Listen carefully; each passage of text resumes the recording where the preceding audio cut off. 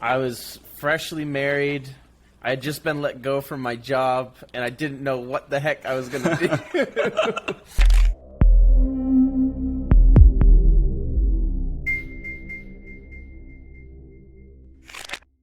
Doing well, doing well. Thanks again for coming to the first episode of WLMA Weddings and Wine Podcast. And so I'm really excited about this. Was really excited to get you on our first episode as well.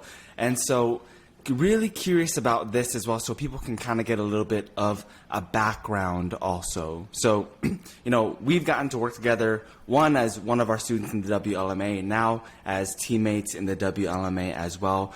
You've been able to, build a six-figure business within your first year in business, hit even 20K months. You have like 5 WED awards as well now. So people can get a background of all of this. Tell me a little bit about, your story getting into wedding photography, what that kind of looked like, all that type of stuff.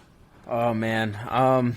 It's a long one, but I'll try and keep it short and condensed with highlights. So, yeah, I remember back in December of 2019, I was freshly married. I had just been let go from my job, and I didn't know what the heck I was going to do. And then all of a sudden, I just remember, being out in – I'm from Orlando, Florida. I'm 25 now. I started full-time with the photography when I was 23.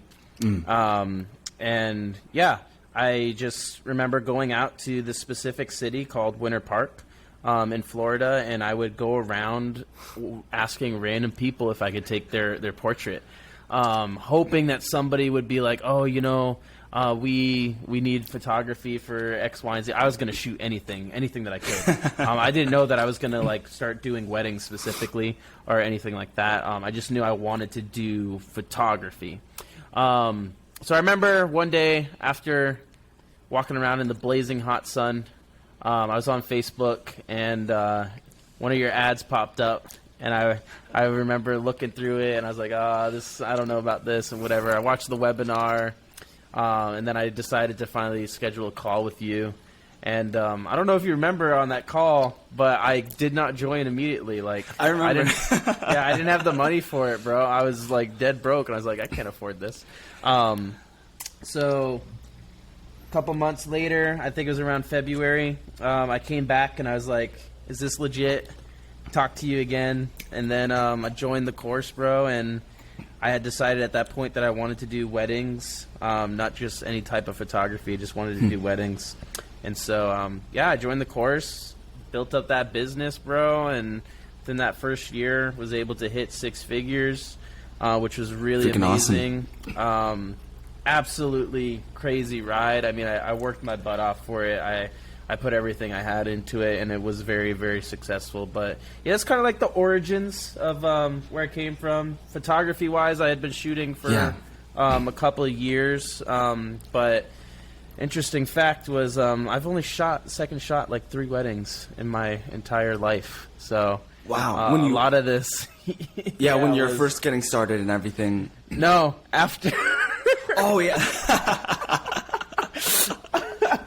I had never second shot before. I just jumped right into it, dude. So that was honestly, that was the same thing for me. I think I had one wedding that I shot for free. My friend hooked me up with that wedding, and then it was my very first wedding. I literally drove from Tennessee to Michigan. Yeah, for my first wedding, and just dove into that. But that's awesome, and I love that story as well, because getting the 6 figures in your first year is very, very rare when it comes to most photographers and in general. You normally you may see that it takes a couple years, 3, 5 years, maybe even more. Since especially reaching that level within your first year, what were some of the greatest struggles you feel like that you came across throughout this journey? Just like you said, it's very unlikely. Now that I'm coaching for WLMA and I see new people coming in and whatnot, I can see the struggle with how it was. And honestly, looking back, I don't even know how I did it, bro. I was just so focused on trying to make this work, because for me it was do or die.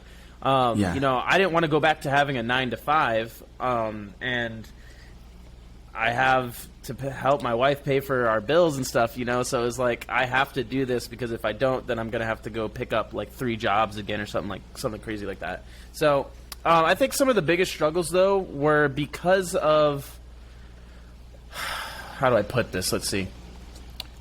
The number one biggest struggle, looking back at it with the experience that I have now and the insight that I have now, was that I grew too fast.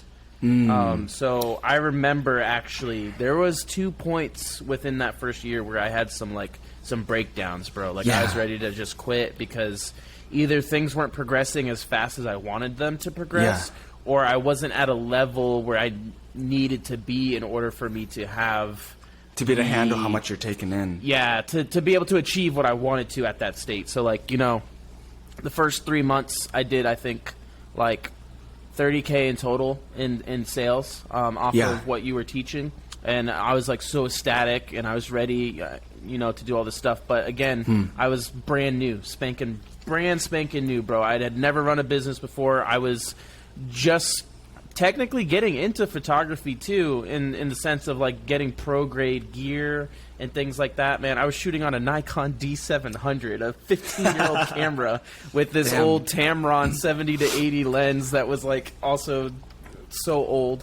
So like I had to invest a lot into my business, and I wasn't prepared for that mentally, because I was like, oh, I'm making all this money, but I'm also spending all this money. So that was another struggle, and just like not knowing what I was actually getting into when I was starting my business, and not having realistic expectations for where I should have been at in certain periods of that first year.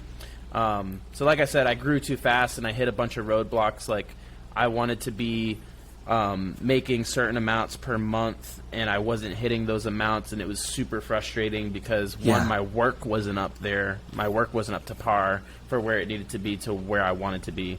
I didn't have the equipment to create that type of work, and then also just like lack of knowledge and experience in terms of shooting and some other bits there for running the business and whatnot. So I was still learning the system from WLMA 2 on how to set up the funnel completely and utilize it to its utmost potential. I was still using it and getting good results, but there was, from what I know now to what I know 2 years ago, it's like night and day, for sure. And I think that hits such a really great pinpoint when it comes to entrepreneurship and growth, all that type of stuff as well.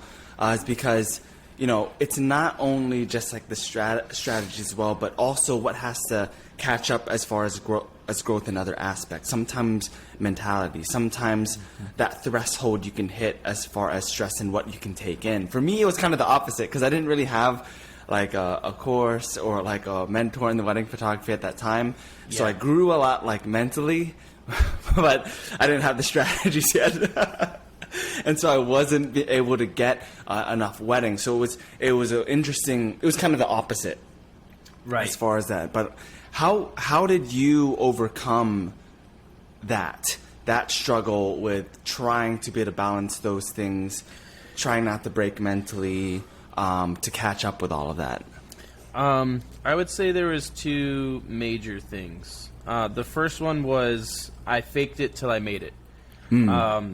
I was relentless in making sure that this was going to work, bro. Like, I remember driving so much to go do sessions for free, or to go create something that I needed for marketing or whatever. So, like, I feel like that's a big hurdle for people, is like they feel entitled to that they should just have everything, and everything should start falling in their lap.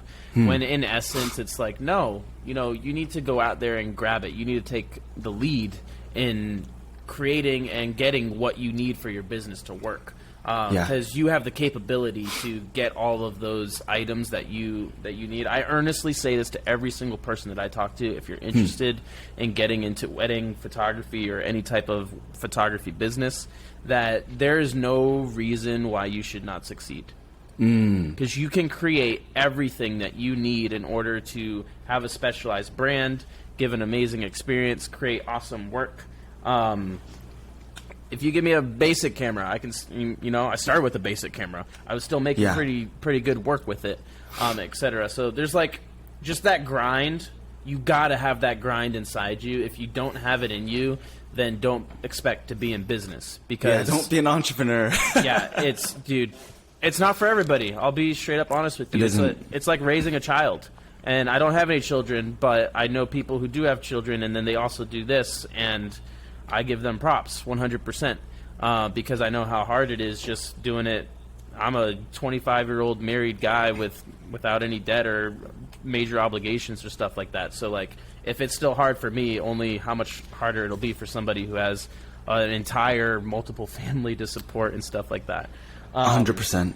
Then the second thing is my wife. Yeah, she helped me emotionally.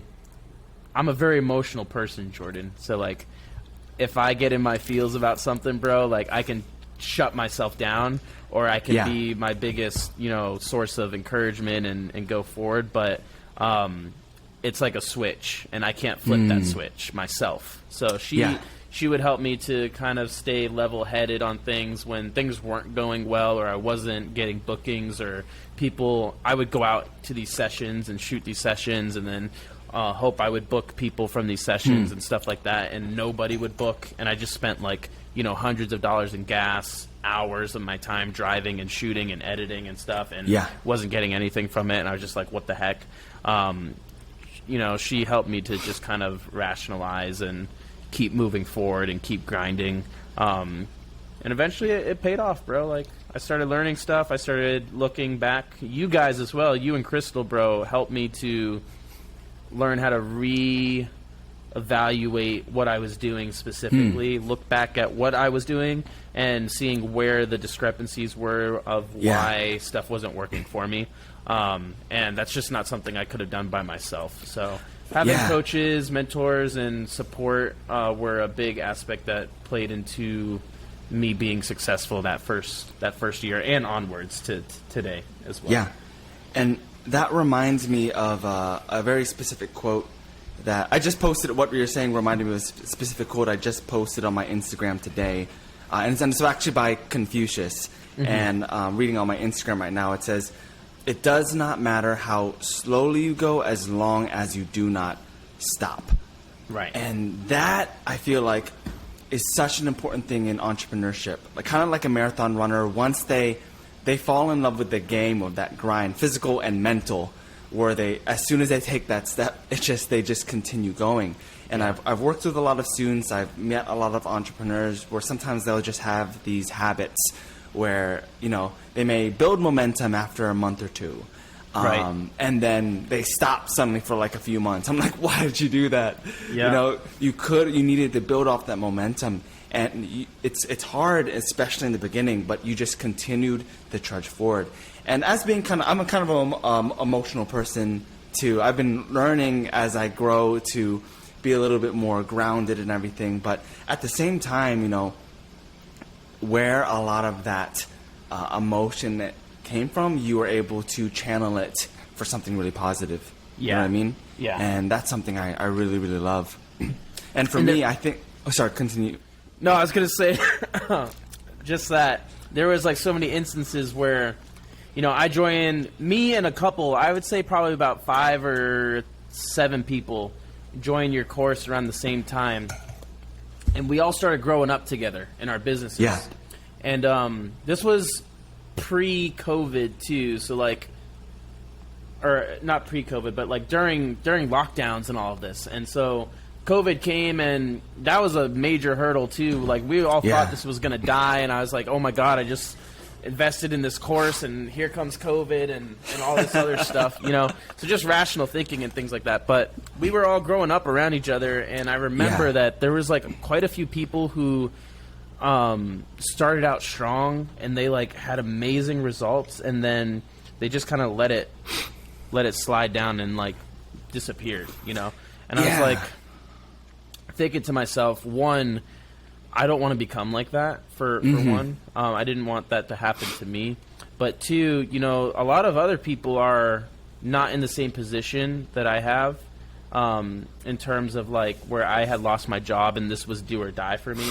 they still had a kind of a safeguard or a safety net to fall back Yeah. on. So that's one thing I wanted to make sure I was talking about when you mentioned that question, is that, you know, never wait for the perfect circumstance, because the perfect circumstance doesn't exist. And this can apply to many aspects in life, not just running a business. Like, I could have waited for the perfect chance to ask my wife out, but if I had kept waiting, I might not be married to her today. You know? Facts. So different things like that. If you wait for everything to line up with your job and then you can leave your job and this, logically, yes, that might be a good move for you. That might be the only move for you. But sometimes there's some people who just hold on to that too much and they're scared of taking that jump. It was literally a leap of faith. I had no money in my bank account.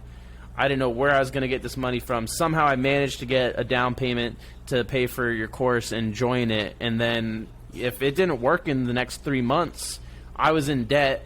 And I had to pay you, and then I have to go find another job or two to pay for the bills that we had. So it was like, you know, if it didn't work, it wasn't going to work. But I didn't let that stop me from making that jump.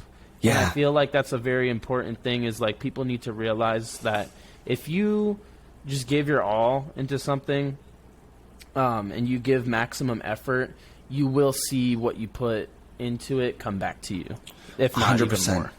And I love what you're saying there, and it's amazing, especially like the things you can do, the things you can figure out when you feel like you're pushed in that corner. Because a lot of people, I learned myself real quick like that. you have to problem solve. You have to be able to figure that out some way, somehow. And for people where maybe they have the luxury of maybe someone who can provide for them, where it's not as urgent to make things happen. Right. They're not as pressured to figure things out, so they don't. They can pause. They can take a month for like 3 months or something like that. And because of that, they never really achieve the things that they want to achieve. But when you're in that corner, you have no one helping you out. It's like, figure it out, or else. Or you're homeless. Or you're screwed. You're screwed. I mean, like, literally. We only had one car, bro. I didn't have a car. My wife was working. I'd have to drive her to work, then take her car, go off, do my stuff, go back, pick her up, like scheduling. It was a lot, dude. Like, physically, mentally, it was a lot to start this. But if I could go back and do it all over again, 100% I would. That's awesome. Every single time I would. Yeah. Curious as well. If you had to start again from scratch, knowing the things that you know from, your journey from the beginning, the things you've learned, building a 6-figure wedding photography business. If you lost everything and you had to start from scratch, what are the strategies you would use? What would you do? Yeah. So, I know so you're saying if I had to go back, not like if I lost right now. Yeah. Like everything that I have right now, but I just keep the knowledge that I have? Yes, if you have the knowledge that you have right now. Yeah.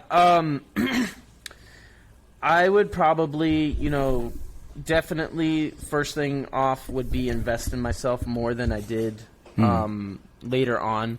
I tried to be so stinking cheap in the beginning because that was my mentality. I never had money, right? So I was in a middle-class family growing up. I traveled the world. I've been to like 6 different countries, etc. By the age of 18. So that's really nice and stuff. I always grew up around my parents' money, but when I chose to move out, it was torture. Oh my God. It was so bad. I didn't go to college. And I didn't have a major lined up or a specific path that I was going to go through. I was just like working on these different dead-end jobs, And so I had that mentality, though, of being cheap on everything. If I could break a deal on something, I would look for the best deal. If I didn't have to pay top dollar for a high-quality product, I'd find the second-grade product that was much cheaper that I could buy. So that was my mentality. So if I knew what I know now, it would be if I could have the opportunity to work hard, save up for that high-end stuff, and then pay for it, just do it. Yeah. Buy the good product, because the good product will never let you down. It's when you start getting these. I don't know how many times, dude, that I've bought a second-hand product and then I ended up buying the high-end product like later on. Anyways. Yeah. And then now I have 100%. this piece of crap. I have this piece of crap that I wish I had just gotten the best one, and then I would have saved this amount of money that I paid on the crappy one, right? So, yeah, for like website equipment and stuff like that, I wish I had just like taken some patience and saved up the money and just gotten the high-end stuff right off the bat, because I feel like that would have benefited. I would be where I am now a year earlier. So one, investing in the right stuff. As far as like the strategies, the most powerful strategies that you know now that you're like, oh man, if I knew this in the very beginning, what would that look like? Marketing, bro. Oh my God, marketing. If you don't have marketing, you don't have a successful business. You don't. You never will. I learned how important and powerful marketing can be. Just bringing in, that was my number one thing, bro. Like I told you, I would go around Winter Park just asking random people for portraits, and out of those people per day, it was only like 2 or 3, you know. So when I learned how to market correctly, now I'm reaching thousands of people every single day, and I'm getting my name out there consistently. And I've been on the market now for 2.5 years, so I would say I'm pretty well known in my area. I just shot a wedding last Sunday, and I had like 4 or 5 of my previous brides that were there. And they're like, you know these people? I was like, you know these people? They're like, yeah. And I was like, okay, that's awesome. So we're all family here, you know? So marketing, investing in yourself. I'd say the third thing would be mindset change. Like I said, I was cheap about everything, so that kind of plays into that mindset that I had. But also learning. I've always been a hustler my whole life. I always hustle. I always grind. I always put in the work. But knowing how to do it correctly. Some people will just work themselves to death, tire themselves out. So I learned how to really look at where I'm at and making sure that I save some of me from me, instead of giving me for everybody else, which in turn led to me basically creating a higher value for myself. Like, we were just doing, before we got on this podcast, we were doing a question and answer for the course, and somebody asked me, how do you go about dealing with a client who won't get on a call with you? And I told them, I don't. If you don't get on a call with me, then if you don't want to talk to me, why do I want to talk to you? So setting that standard there, like I don't chase after people anymore. People framing come to that me. Authority. Yeah, exactly. So taking that into account, that's something I learned from the course and from coaching with you guys, that when you can frame that authority, you can put yourself in a position where you value yourself, then other people will start valuing you. Because I was getting a lot of people that were just trampling all over me and whatnot. So it wasn't a good time. Yeah. And isn't that like an amazing thing when it comes to like, especially marketing through sponsored advertising? Because I was kind of in the same boat as you. I remember there'd be like hours where I'd be walking around on the hot day. I wasn't taking photos of people, like kind of like what you're doing, but I was like just walking around for hours putting business cards in people's doors. Oh man. Yeah, for hours of the day. But it's insane, like when you especially learn like Facebook ads. I'm experimenting a lot with like YouTube ads now. Right. And you really play around with those different offers and the things you can do there. You literally can generate attention, targeted attention on demand at will. And not just that though, but like it's, one of the philosophies that you taught throughout your course was that when you're marketing, you're throwing a net out basically to every and anybody.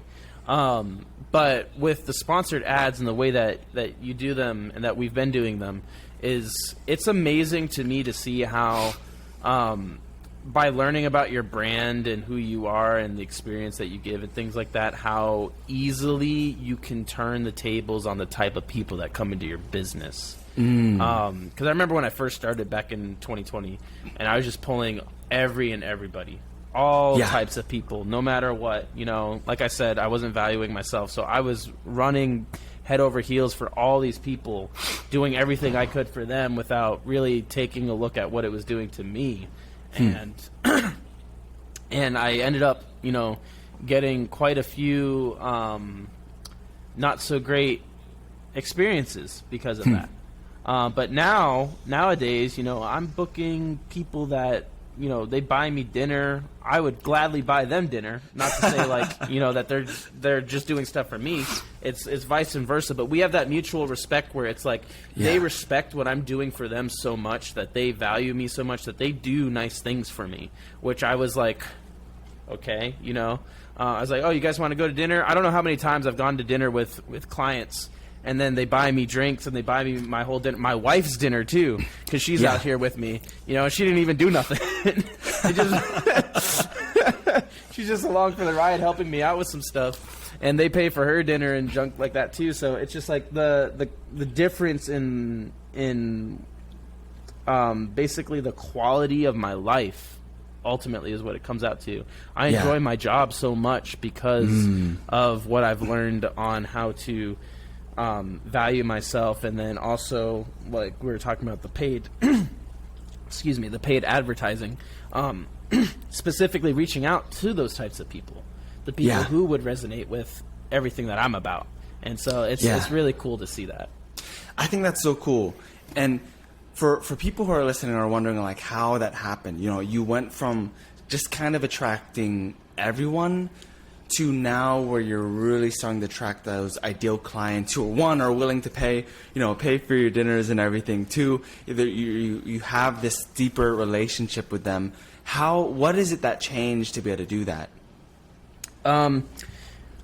Understanding who I was and what I have to offer, appreciating that value, and then giving that value out to people.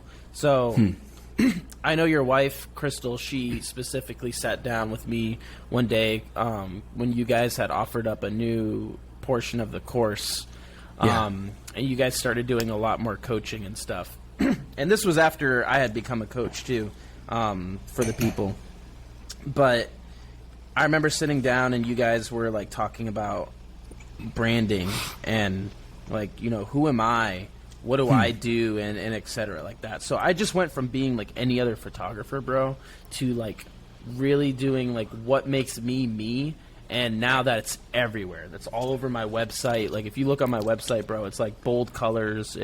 I am this vibrant ball of energy, man, and that's the best way to describe what I am.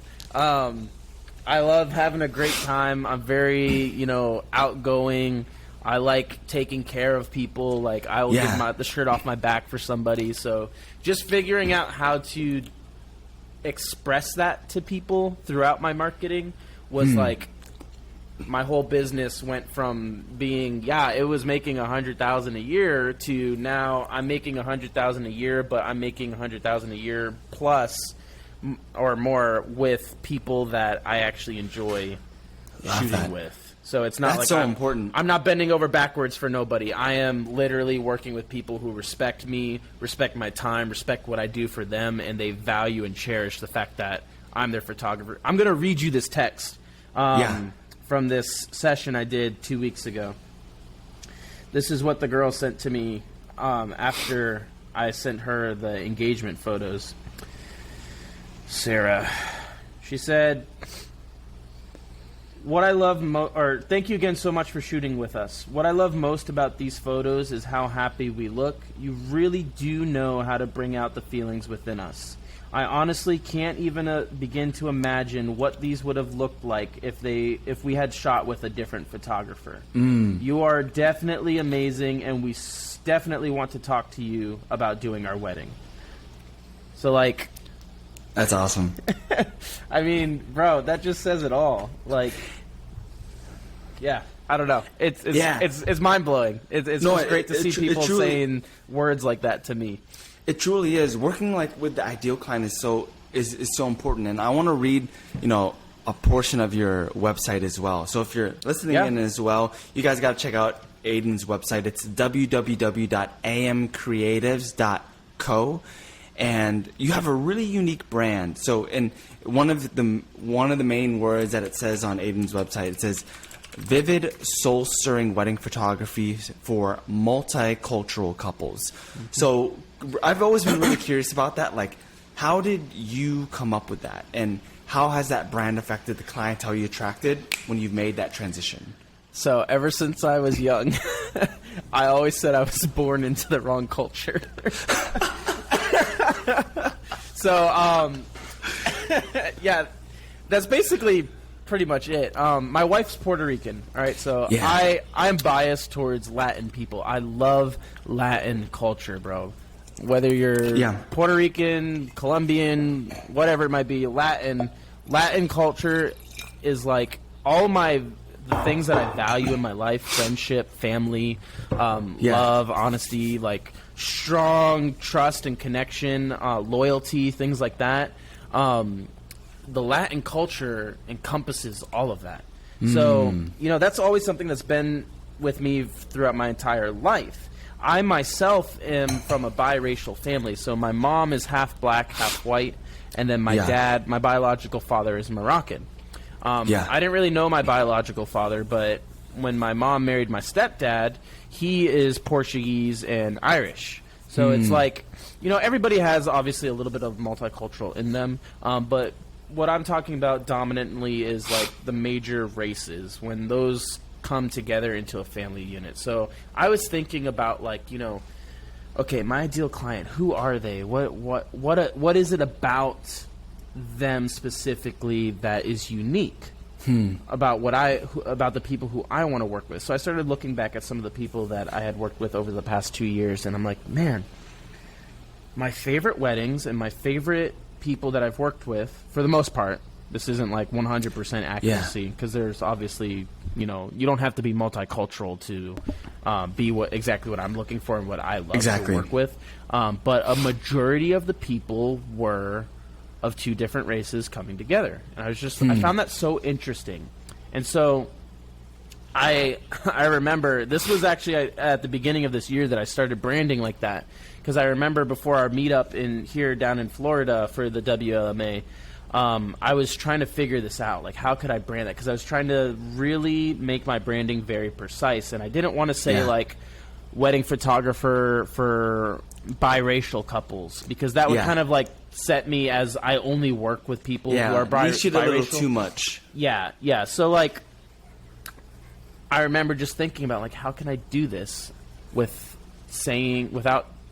I didn't want it to become like a racial thing, I didn't want to be like, oh, this guy's a racist. He only works with... No, that's not what I was trying to do. So it was actually very difficult for me to come up with this in the correct way where it sounds appropriate to the public, right? Yeah. Because I'm a person who, yes, I'm black and white and I'm Moroccan, but if you know anything about me, I love Spanish dancing. I speak Portuguese. I learned Portuguese for like 5.5 years. I went to Brazil. So again, like the Latin culture type of deal. So all of that, just my favorite type of people are those people who have those values, and those are usually found within the Latin and black community and things like that. Yeah. So I started thinking about it in detail, and I'm like, if I specify this, I'm going to start getting these types of people into my business, and I'm going to start working with them more, and then I'm going to enjoy shooting more because I'm working with these people who want what I know. And so what I mean by want what I know is when I say multicultural, so like I said, my stepdad is Portuguese, my biological father is Moroccan, my mom is white and black, my wife is 100% Puerto Rican. There's so many different cultures in one pot here, all melding together. And you know this too, Jordan. Your wife is Puerto Rican. You're Filipino, right? Yeah. Yeah, so different cultures, different viewpoints on life, on values, and different things like that. But there's one common occurring thing when you have a multicultural or biracial family, and that's this unity and this strong desire for a family. So very true.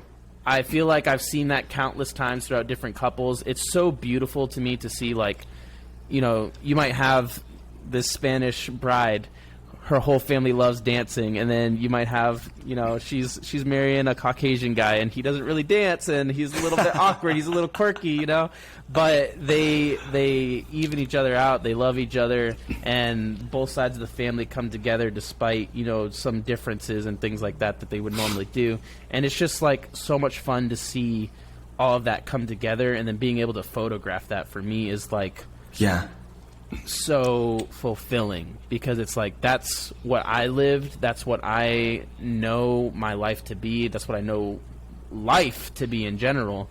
And so just kind of breaking down those barriers of cultures and things like that, and having it all meld together and being able to capture that when that happens is just like, man, that's sick. So yeah, experiencing it myself, that's where I came up with the idea, and then that's how I started marketing out towards that I want those types of people, because those are the people that I click with. Those are the people that I usually, you know, before I even did photography, those are my friends.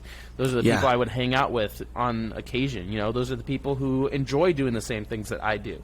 So it just makes it so much easier for me to give the type of experience that I want to give as a photographer to those people, because that's what they're looking for, instead of trying to force that experience on somebody who doesn't really want it. 100%. And I truly admire how deep you went into when it came to building this brand, because most photographers, they really don't go that deep into it. They say fine art photographer, like blah blah blah. Yeah, pretty much the same thing that you see. But it's like, especially if you guys need to go on his site, mcreatives.co, when you see the colors, when you see the type of work that you have there, when you see how careful you were with the wording that you chose, the there's images so much too, power. the couples, yeah, you know? Like most of the couples on my website are, you'll see black and white, you'll see Spanish and Asian, whatever it might be. There's going to be exactly what I'm talking about is displayed there. Love that. Yeah. For me, I remember it was a little bit different, and especially when I was trying to figure out like that brand to who I wanted, or how I was going to attract a specific couple, I used what we call like the 5% expertise, and it's like, if you were to pinpoint, say, that 5%, that expertise that you have that could be better than the majority of your competition, what would that be? So at that time, you know, I was being mentored when it came to like posing and stuff, and I was really working on that skill. And I was like, you know what? Let me try this 5% expertise. I'm going to like 95% of the content that my leads see, it's going to be just freaking posing tips. And what was crazy was when I did that, 99% of the couples that would reach out to me were because of that 5% expertise. Right. Like they'd come with their phones of like the tips I was giving. They're like, oh yeah, we brought the email that you sent, all that type of stuff, and it was insane. But when you think deeply in branding, maybe it's kind of what you did as far as the feel, your personality, the type of people you really want to work with, or maybe it kind of leans more towards that 5% expertise. Yeah. You can really start attracting more clients who really value what you do, which I think is absolutely amazing. 100%. And that's what that's also the other portion of it, was like, you know, in Orlando, there's so many photographers here. It's really crowded. How can I set myself apart from them besides being, you know, vivid and colorful and bold and whatnot? You know, how could I be different? 100%. Because there's a bunch of other people out here who have the same style of photograph, and who photograph extremely well, mind you. Like, their work is phenomenal. I'm not even going to lie. So it's like, what was the other portion of how could I set myself apart from people who have the same shooting style that I do? And that's kind of what I came up with. Because, and I had mentioned this to you before this podcast, I told you I wanted to talk about this. Your experience is your brand. I live by that motto. Your experience is your brand. What the client experiences is what they associate with you. Yes. And so, like, I just think that's so profound and powerful, because when you start focusing, like we were just talking about, going that deep into your brand, it's like you find a new aspect of your business. It's like an entirely different portion of your business because it's untouched. Nobody really does go that deep for the most part.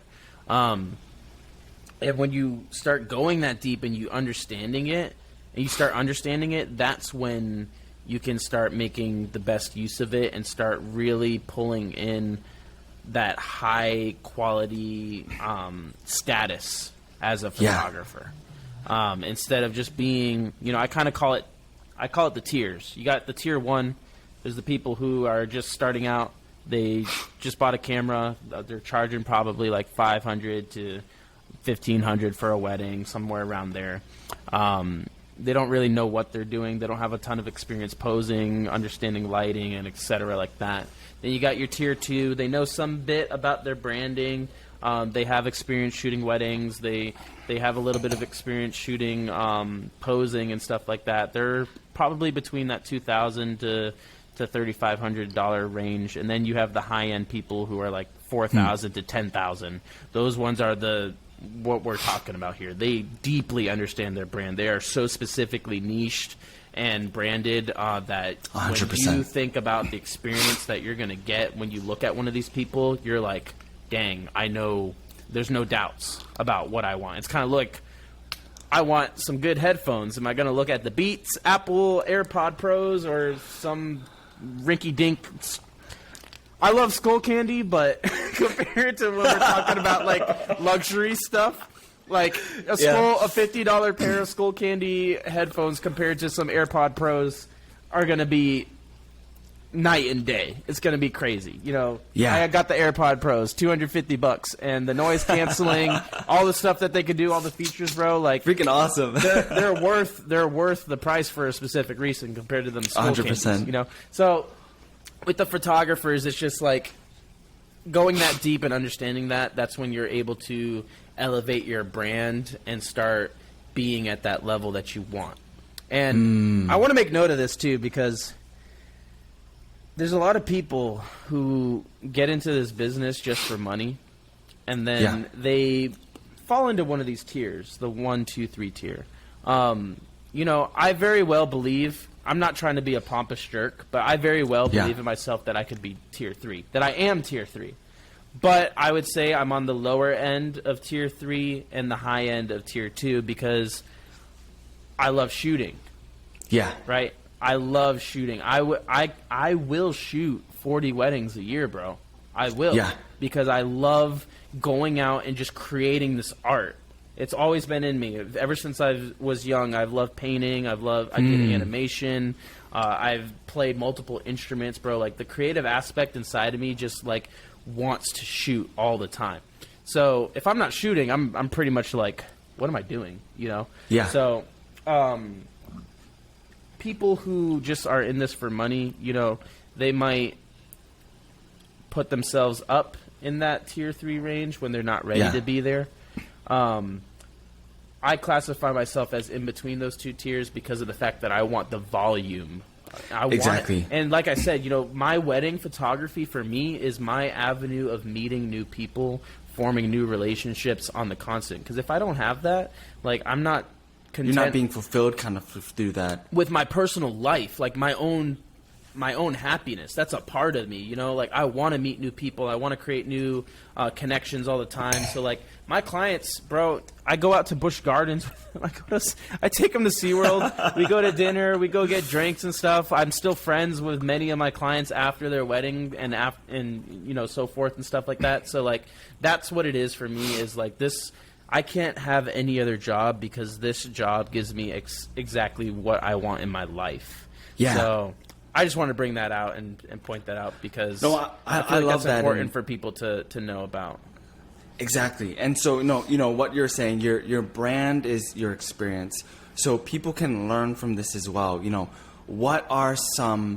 How have you really enhanced and optimized the experience that you give your couples so they can really feel that brand and experience and what you're all about?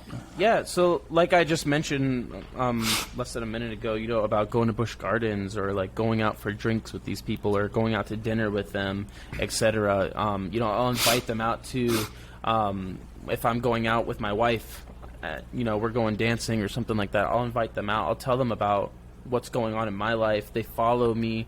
I chat with them still. So like my experience is really just like, when I say that you're part of the family, when you come into AM Creatives, you are part of the family. Like, think your actual family, because that's what I tried to make it. You become very comfortable with me. I know specific things about you and your life because I take the time to have a relationship with you. I take the time to know about how'd you get to where you are now, that when we're shooting, I can bring out little tidbits of information that you told me that you might not even think I remember, but I can start chatting about it in the middle of your session, and then that brings back a good memory or something.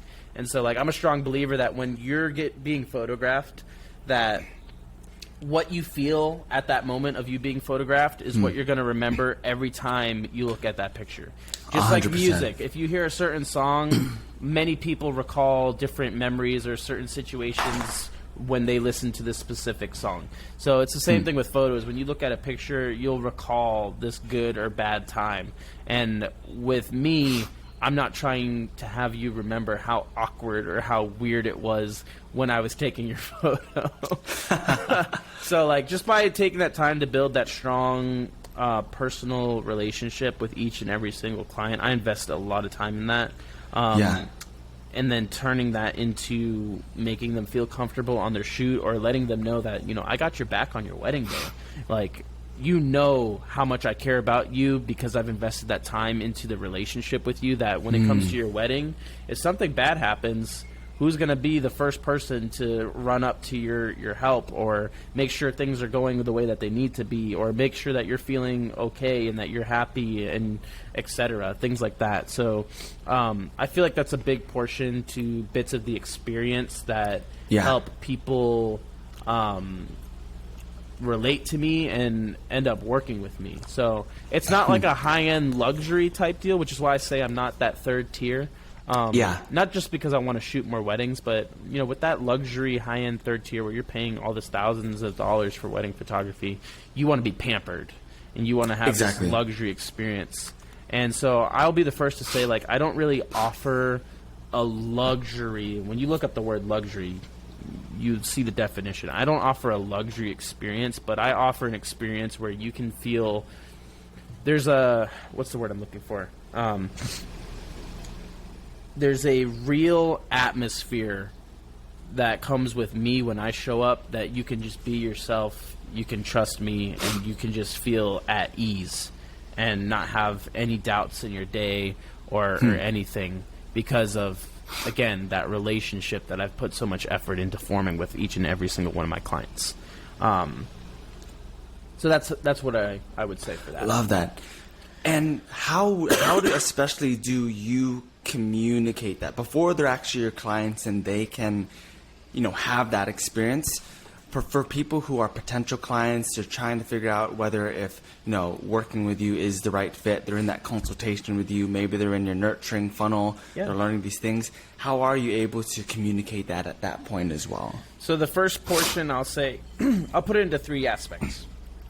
The first aspect is on my website. I mean, when you go on my website, dude, I have pictures of me up there. I'm a dork, bro. I'll be the first to say I'm an idiot. I act like a fool sometimes, bro. I really do, but it's because I enjoy having a good time, So you'll find out about my quirky, fun personality on my website, and just I feel like being open like that. Some people would say, that's unprofessional or something like that. I'm like, this is me, dude. So if you like me and you're looking for somebody who you don't have to be so stuck up in your suit and blah, blah, blah, blah, blah. We can still get like that. Don't get me wrong. I know how to keep the professionalism up, but I also want it to be a fun and happy time. Because specifically with what we're talking about, I'm a wedding photographer. That's supposed to be one of the happiest days of your life. So 100%. Being so serious and so, nitpicky about every single last thing is just going to cause you anxiety at the end of the day. So that would be the first aspect. The second aspect is, when I'm on these consultations with people, when they want to book me for their wedding, I tell them straight up, I'm like, listen, I am this way. X, Y, and Z. I'll say, this is how I am. This is my processes. So I run people through how I shoot a day, what I look for, how I act, how I react to different things, what my experience is with X, Y, and Z. If you're having rain on your day or whatever it might be.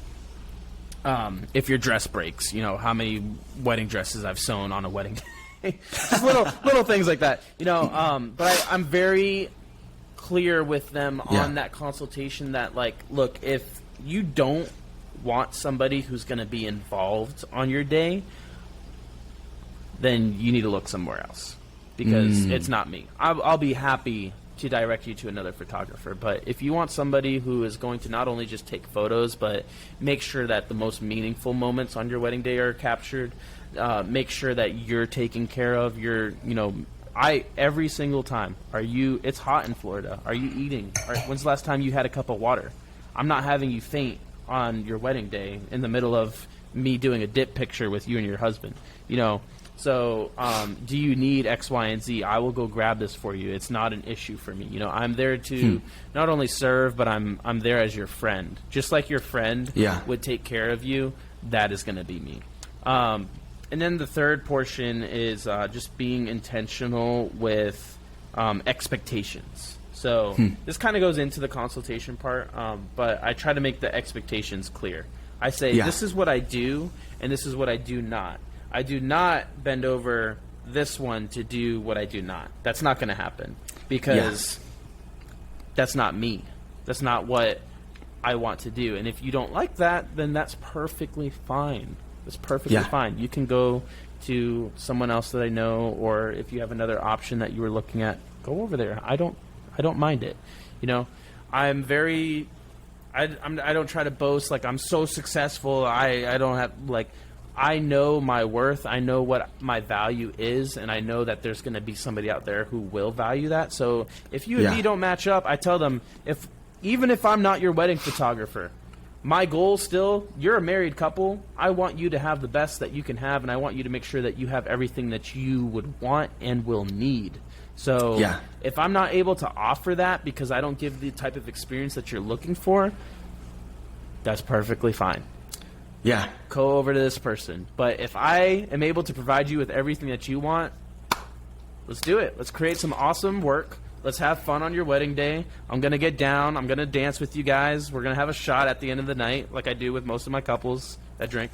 And we're going to create awesome photos throughout, So I love that. And that attitude is so important.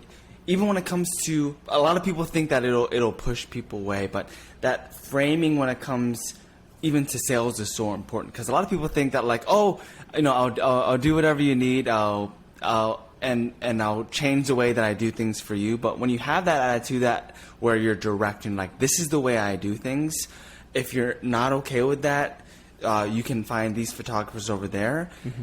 Even more so, they'll want you, and that's such an interesting, awesome thing that you'll find when it comes to sales as well. Not only, and it's a win-win. Not only are you going to be able to get more of those clients that you love to work with, you're going to find when you have that, when you frame yourself with that authority, what you're all about, you're going to find that they're actually more willing to work with you and what you're all about. I booked a $10,000 photo video package.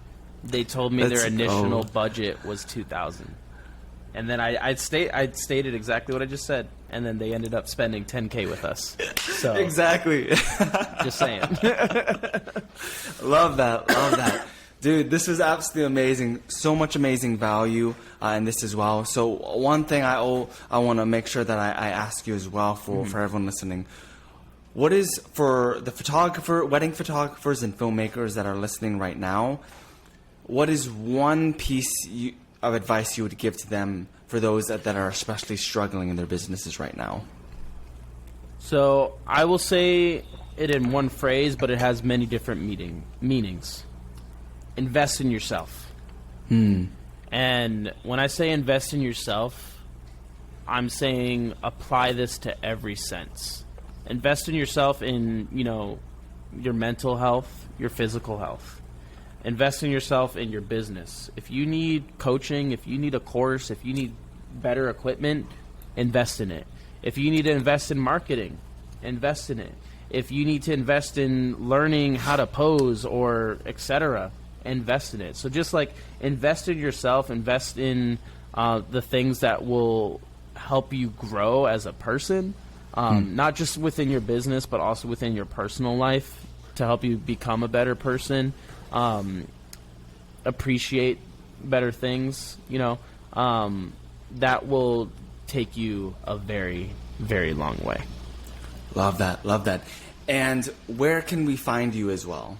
You can find me on Facebook, AM Creatives FL, Instagram, AM Creatives FL, my website, www.amcreatives.co. Google search Aidan Meadows. I'll pop up there. And then also, if you plan on joining WLMA course, I'm one of the coaches here, so you can look for me there as well. Central Florida, Orlando based, and that's about it. Yeah. Awesome. Hope you guys found this helpful. If this podcast resonated with you, and maybe if you're watching on YouTube, make sure to hit that like button, hit that comment any questions you have, hit that subscribe button as well. I'll add Aidan's info in the description of the video, and Spotify, and some strategies to kind of help you scale as well. Thank you so much, Aidan. This is really awesome. We'll hopefully do this again soon. Thank you for having me, man. It was a great time.